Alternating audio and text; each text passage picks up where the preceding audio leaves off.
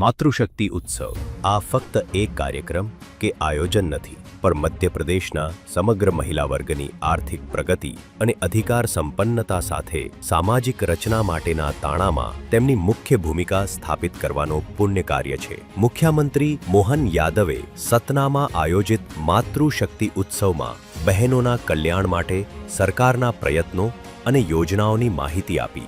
તેમનું સ્પષ્ટ કહેવું છે કે રાજ્યમાં મહિલા સશક્તિકરણ અને તેમના ઉન્નતિ માટે તેમની સરકાર कोई कसर छोड़शे नहीं. इससे बहन को मिलेंगे एक एक करके, एक नहीं, बहुत सारी बातें हम कह सकते हैं, लेकिन इन सारी बातों के पीछे एकमात्र कारण है हमारी सरकार केवल अपने इस महिला वर्ग की आर्थिक प्रगति नहीं चाहती, सामाजिक समरसता के लिए भी, अधिकार संपन्नता के लिए भी, सामाजिक रचना के ताने बाने में प्रमुख भूमिका निभाने के लिए बहनों के लिए लगातार हम काम कर रहे हैं.